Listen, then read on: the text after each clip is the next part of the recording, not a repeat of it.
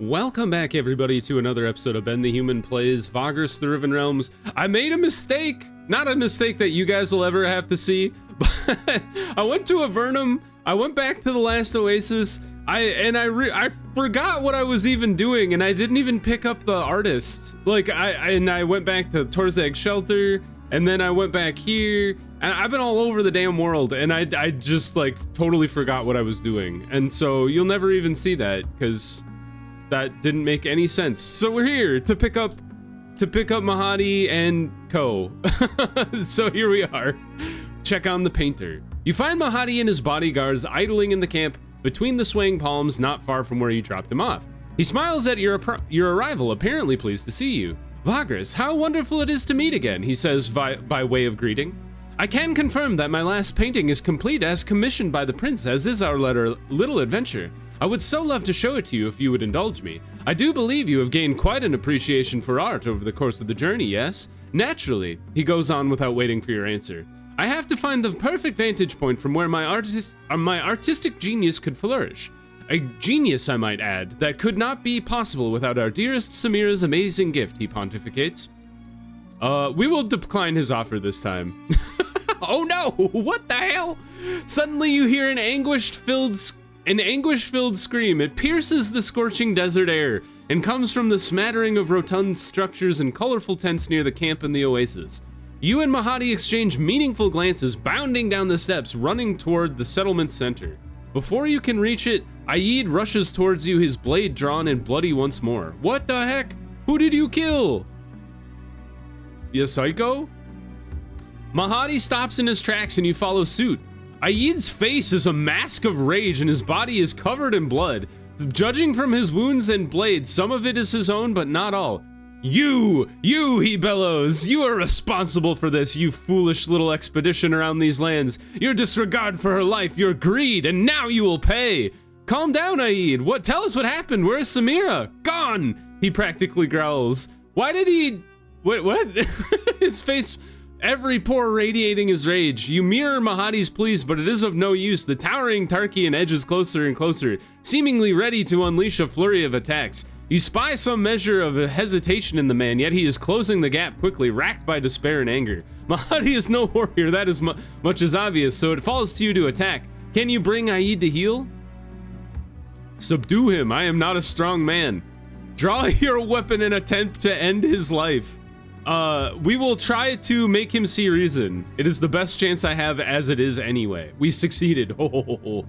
Your words make all the difference. Aid stops before he is too close and in turn dropping his sword while he falls to his knees. Mere moments ago, he sought to channel all his emotion into rage, yet somehow it all seems to have broken. It is a piteous sight. I could not save her. They came, 3 of them, like ghouls they were. He pauses, sobbing as he does so. By Anubis, what happened, Aid? Is she dead? How can that be? Mahadi pleads, his typically bright eyes cloudy with dismay. Assassins, 3 of them. I slew them, yet they got her before. He blinks. She is no more. Where is she? Mahadi asks the warrior. Aid takes a little time to gather himself, and then he gestures towards a not too distant section of tents and huts outside with a small crowd that has already gathered. Painstakingly, he pulls himself together. His wounds border on egregious, though there clearly remains some fire in him. In minutes, you have reached the crowd. What? Who are these? They just killed her? There are no more than a dozen folk present, and you see the bodies as soon as you arrive. 4 of them are strewn next to a section of gaudy tents and a sandstone hut.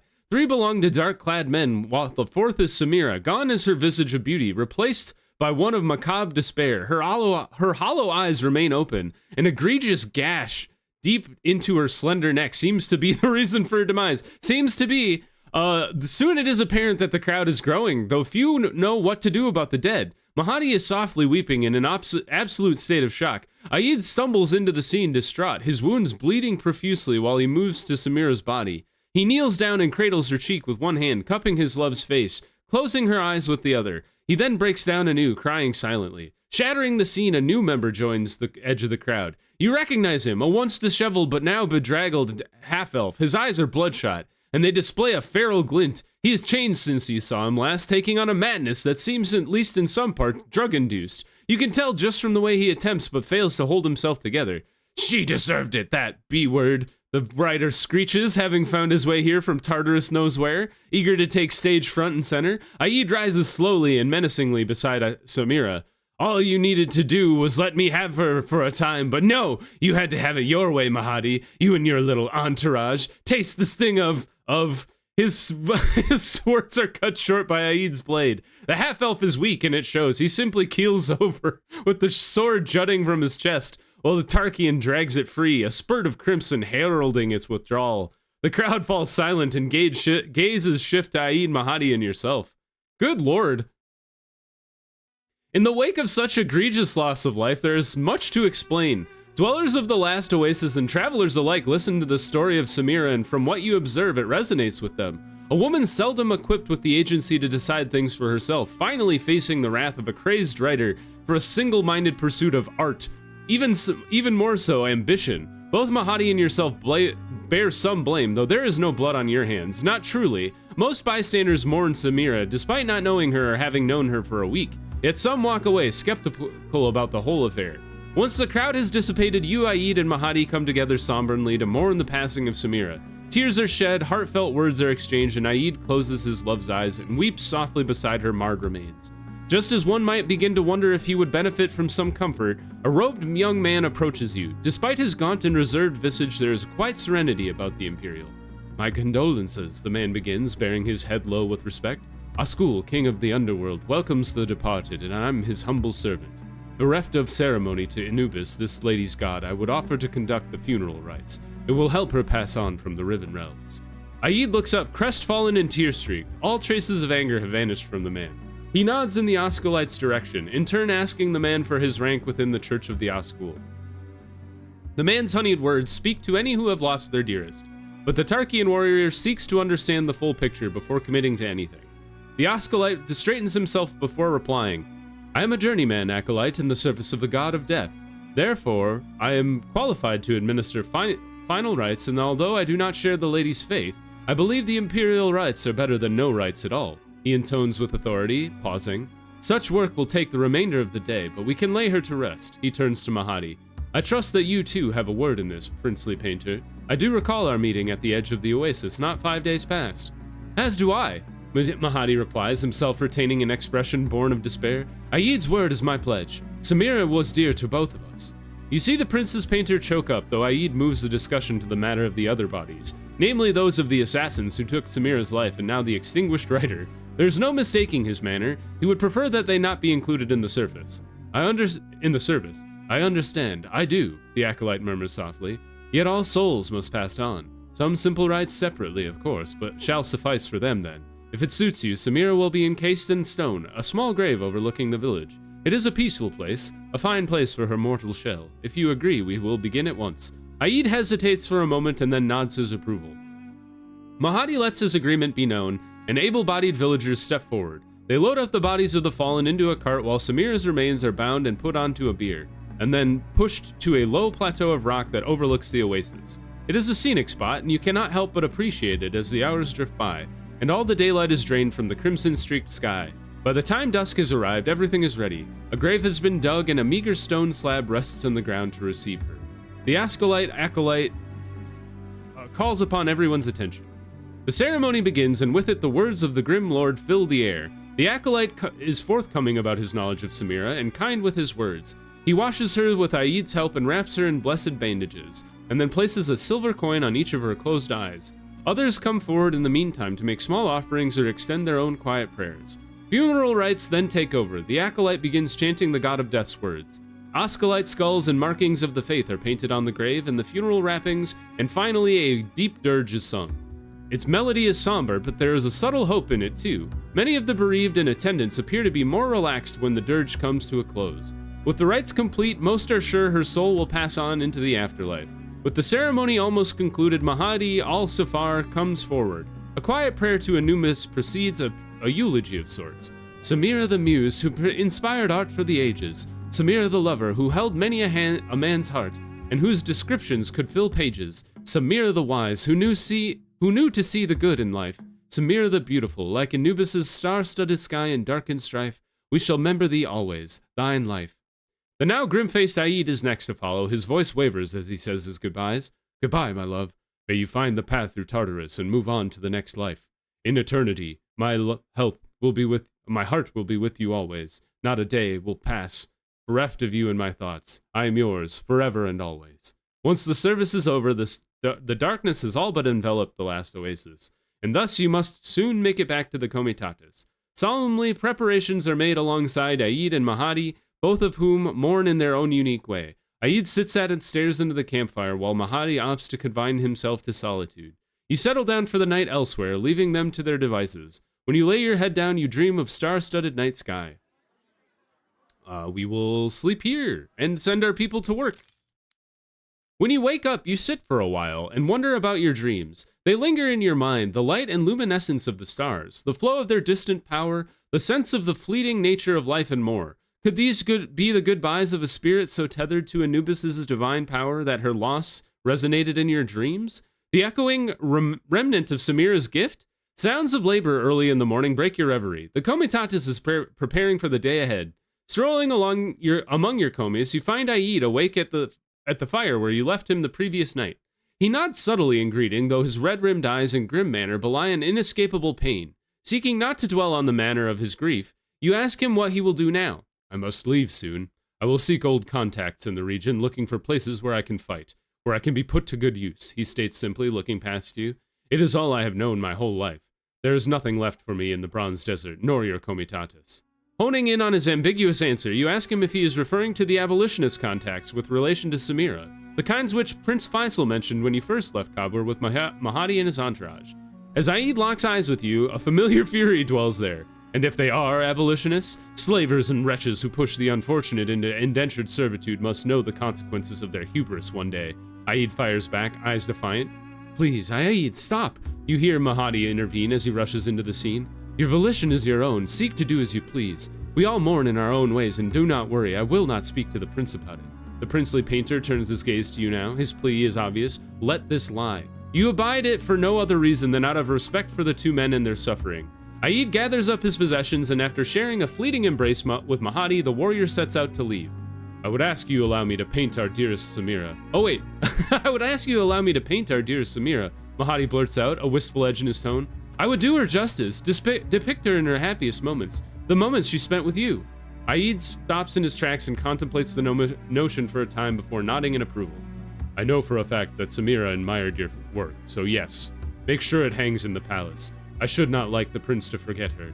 He manages with a subtly wry smile. Then he turns to you, clasps your hand. He begins to walk away as his words are for the both of you.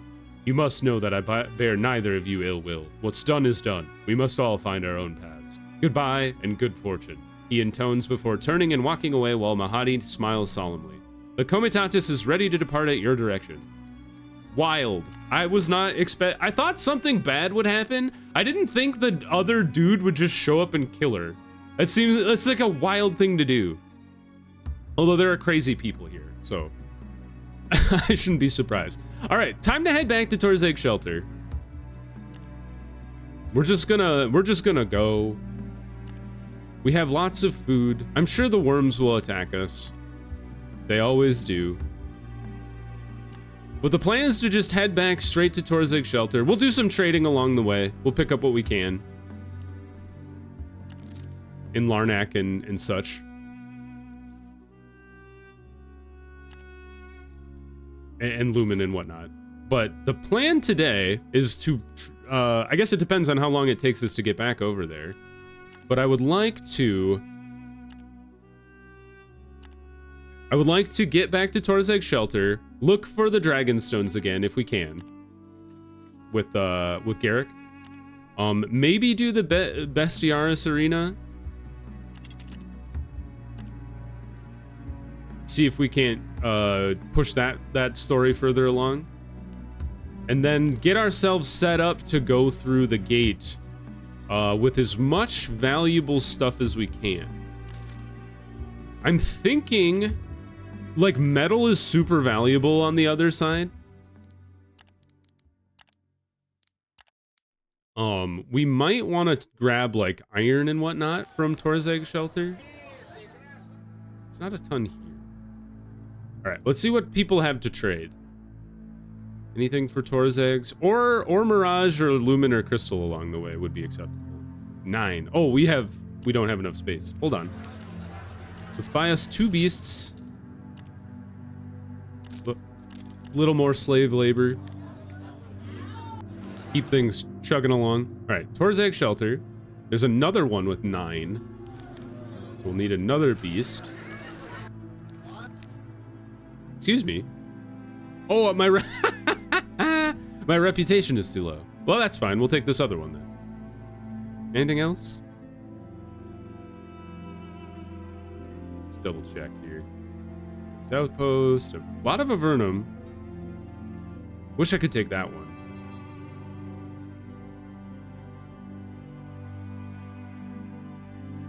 All right.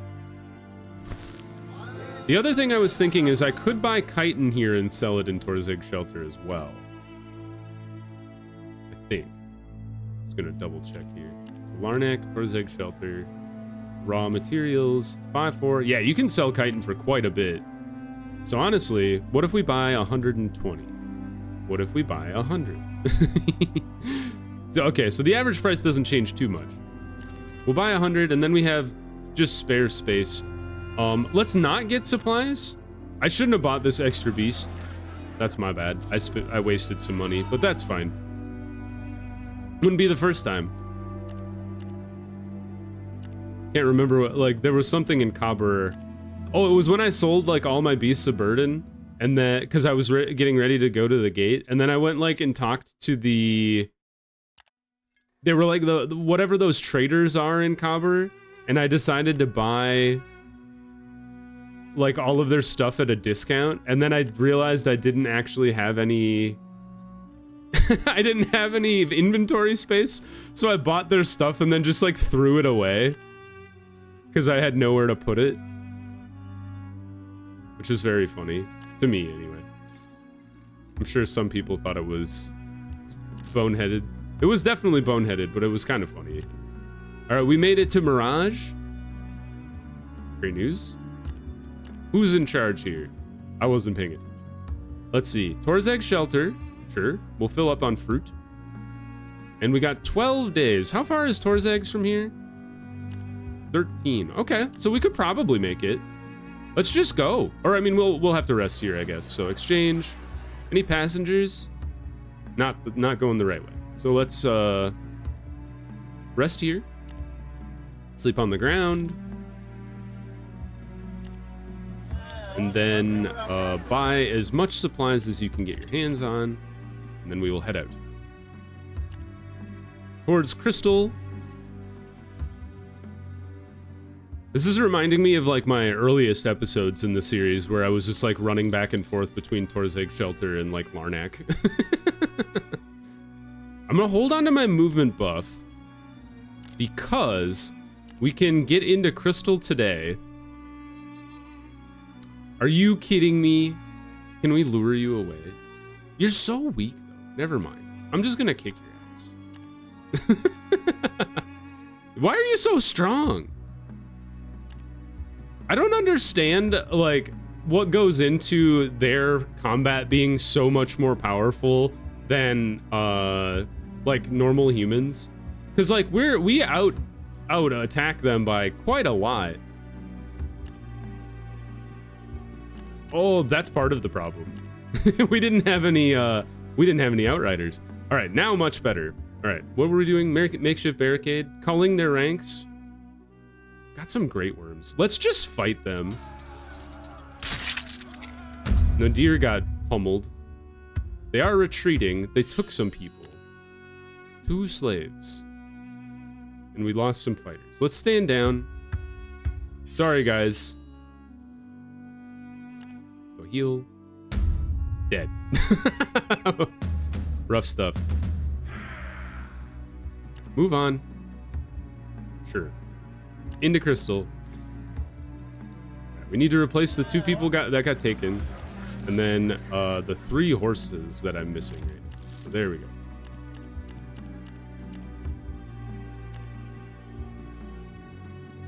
There.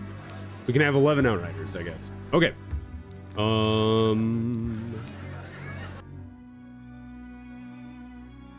you guys... You do have a mission for Torzag Shelter, but it takes 11 inventory. And we do not have even close to 11 inventory. So we're just gonna rest.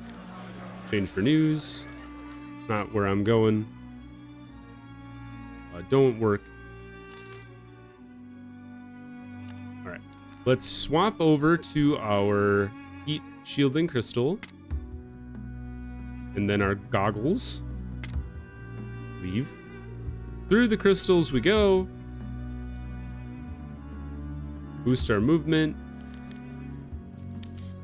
Take off the heat crystal. Continue on our way.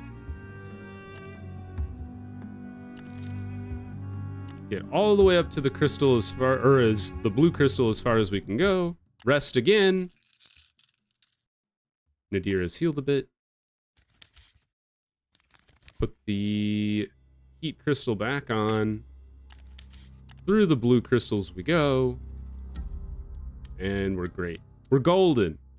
All right, do we have anything to turn in? Nope, these are all for Torzag Shelter. Okay. Usually there's some missions to take to Torzags. Ah, yes. 5.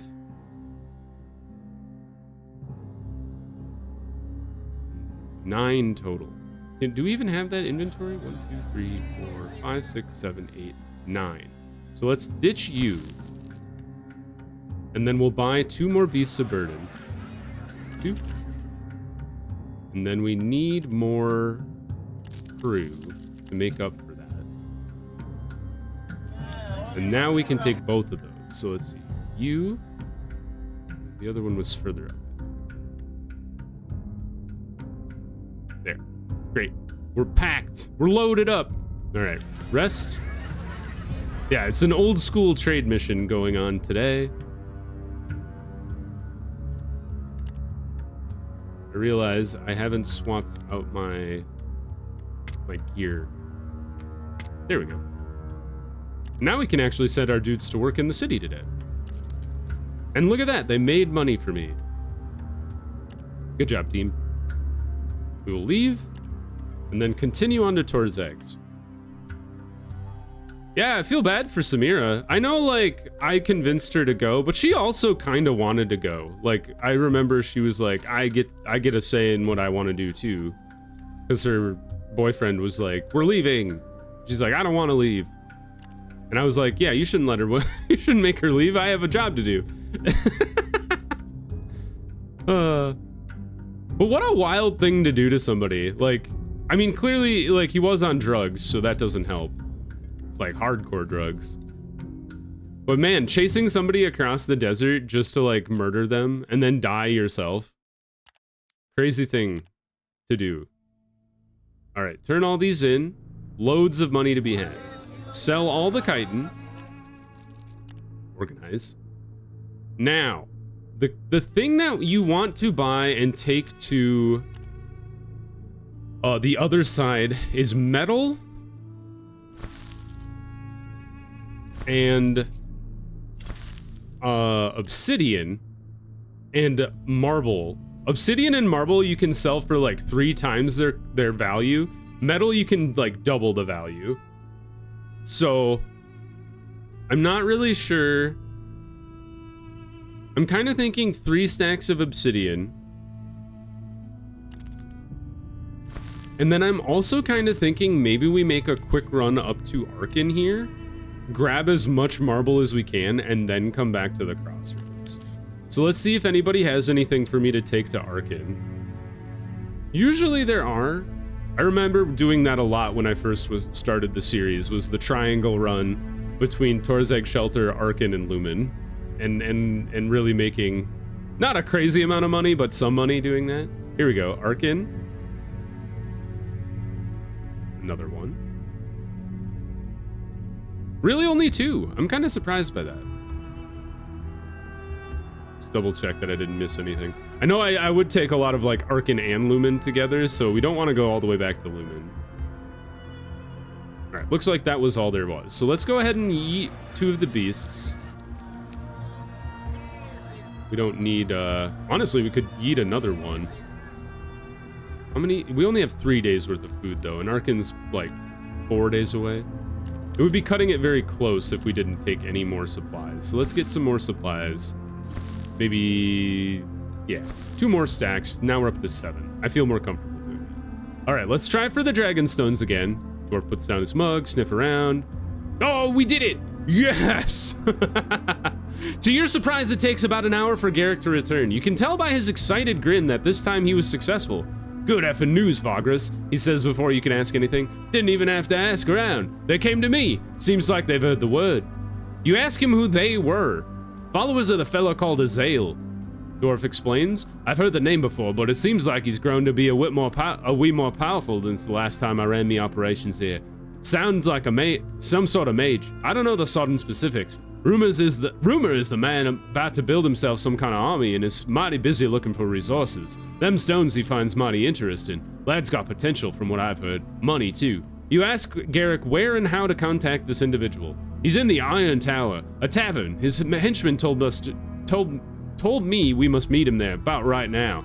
Should we want to do business with him, won't wait around for us to take our sweet time. Apparently if the fella moves around a lot. You head straight to the meeting. We can only take Garrick. Ooh, he's got a cool haircut. You leave the Dragonstones with the Comitatus, only taking one of them with you as a sample. It takes a quarter of an hour to reach the Iron Tower. As the name would suggest, the place is more reminiscent of a fortress than an actual tavern. It looms tall above the Undercity's other buildings with its stark, unfriendly, windowless walls, covered in rusty iron sheets and barbs. You and Garrick walk through the huge main entrance. The tower's base is the tap room itself, at this time sparsely populated by patrons. Thick stone pillars hold up the smoky ceiling, and a bar of reinforced timber logs take up most of the far end. You do not have time to take a good look around as a pair of mercenaries appear and address you. Azael is waiting for you two, a tough-looking orc warrior says. Follow us. They lead you up a winding staircase to the very top. You enter a luxurious chamber lit by braziers and magic lamps. Several slaves, dancers, waiters, and other servants rush to and fro in the spacious room, but your gaze is instantly drawn toward the man sitting in a high-backed chair at his desk. He has black hair in a top knot, dark brown skin, and curious green eyes. His attire makes you think that he is a warlord. An intricate breastplate, sturdy boots, and leather pants, steel vambraces, and the skin of a canine creature strewn over his wide shoulders. The only thing indicating a spellweaver is a long scepter with a crystal head leaning at his chair. A bald man in flowing purple robes, perhaps an advisor or an apprentice, stands next to him. So this is the Vagrus and the Dwarven smuggler who has come to do business with me, the dark-skinned man says, looking up from some parchments. His voice is deep and calm, yet somehow menacing. Welcome. I am Azael. If you don't mind, please show me what you wish to sell me. Something compels you not to disobey. You step forward and present the Dragonstone you brought with you as a sample. Azael reaches out and takes out with a long, powerful arm and takes the magic item from you. As he inspects it silently, the relic's firelight glows reflected in his strange green eyes. Ah, he sighs after a little while. This is indeed a precious one. I think I can make good use of it. Pray tell, where did you manage to come across such a fine, magnificent find? That's none of your sodden, but...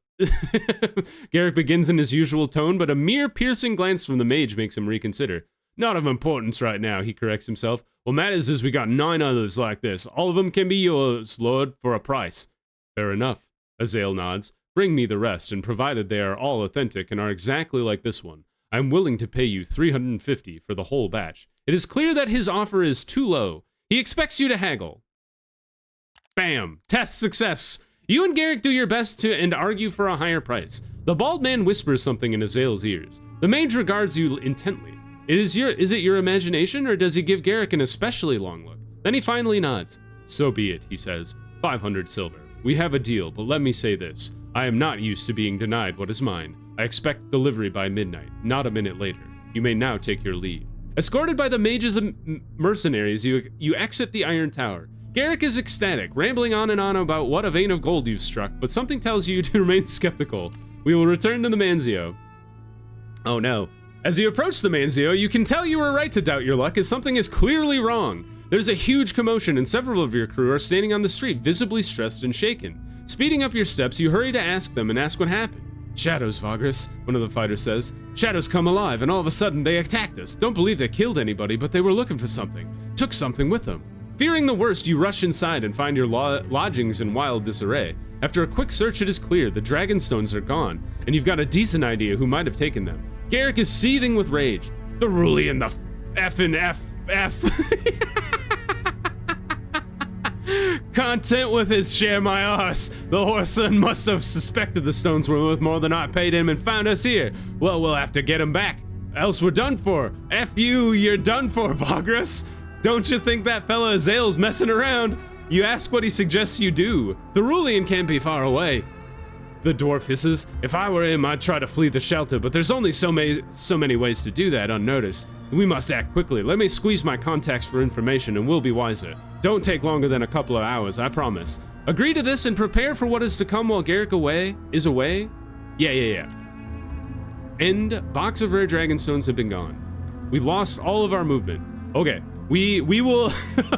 This is not where I was expecting this to go today, but we're gonna pause here. We will pick up with Garrick's stolen dragonstones next episode. So if you guys enjoyed the episode, click the like button, it helps me out a lot. If you want to see the next episode, want to see more Vagrus the Riven Realms or the other videos I have going on the channel, subscribe to the channel, that also helps me out a lot. But until next time, everybody, I hope you have a good one, and I'll see you in the next episode. Bye-bye, everybody!